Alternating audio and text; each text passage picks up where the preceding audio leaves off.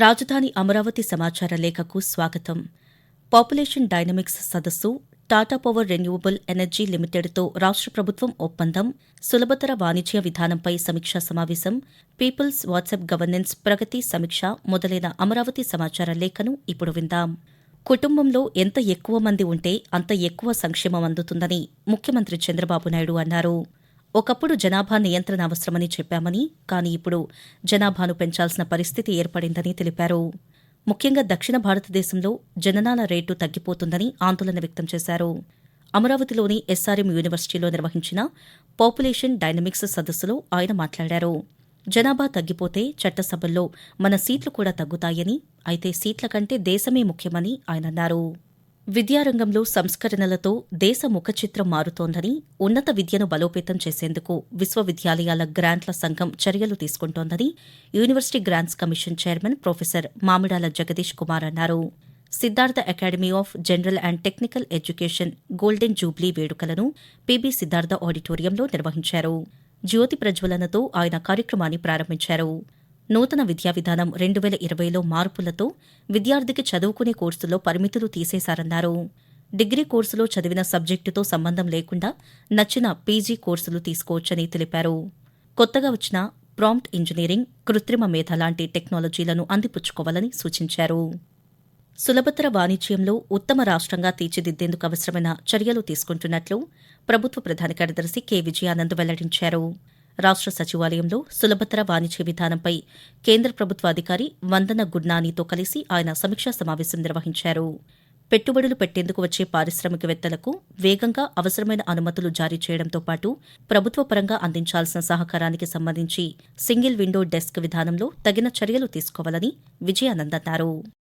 అమరావతి రాజధాని పరిధిలో 37,702 కోట్ల రూపాయల విలువైన నిర్మాణ పనులకు సిఆర్డీఏ అథారిటీ ఆమోదం తెలిపింది. ముఖ్యమంత్రి చంద్రబాబు నాయుడు అధ్యక్షతన అథారిటీ 45వ సమావేశం జరిగింది. సమావేశ వివరాలను మంత్రి నారాయణ మీడియాకు వివరించారు.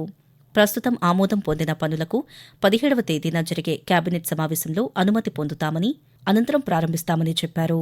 వచ్చే నెలలో సుమారు 20,000 మంది పనుల్లో పాల్గొంటారని అంచనా వేస్తున్నట్లు మంత్రి తెలిపారు. సిఆర్డీఏ ఆధ్వర్యాన చేయాల్సిన పనులు 24 ఉన్నాయని, ప్రస్తుతానికి 22 మాత్రమే చేస్తున్నామని వివరించారు. మిగిలిన 2 పనులకు ఈ నెల 17న టెండర్లు ఓపెన్ చేస్తామని వివరించారు.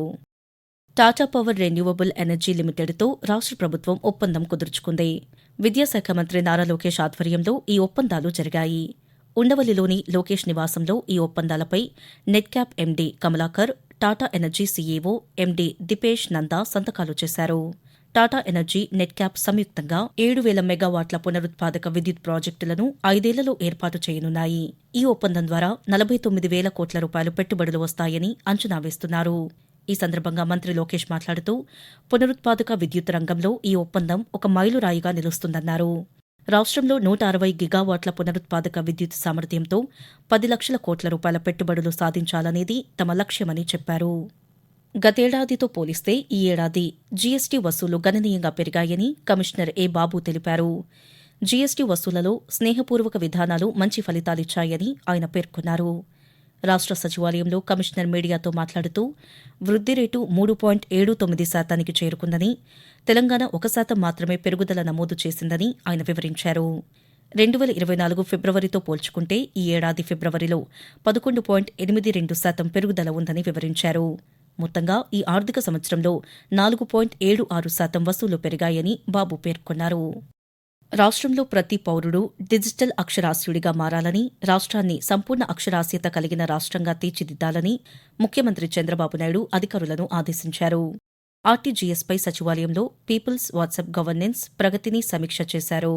ప్రజలకు కావలసిన సేవలు నేరుగా ఫోన్లోనే పొందే విధంగా ప్రభుత్వం చర్యలు తీసుకుంటోందని అన్నారు. దీనిపై ఇంకా అవగాహన పెరగాలని పేర్కొన్నారు. జిల్లా కలెక్టర్లు బాధ్యత తీసుకుని సచివాలయ సిబ్బంది ఆయా ప్రాంతాల్లో ప్రజలకు అవగాహన కల్పించాలని పేర్కొన్నారు. వాట్సాప్ ద్వారా ప్రజలు ప్రభుత్వం నుండి సేవలు పొందడమే కాదని, ఫిర్యాదులు, అర్జీలు కూడా పెట్టుకోవచ్చని వివరించారు. ఇప్పటివరకు రాజధాని అమరావతి సమాచార లేఖను విన్నారు. మరిన్ని కొత్త వార్తా విశేషాలతో వచ్చే నెల సమాచార లేఖలో కలుసుకుందాం.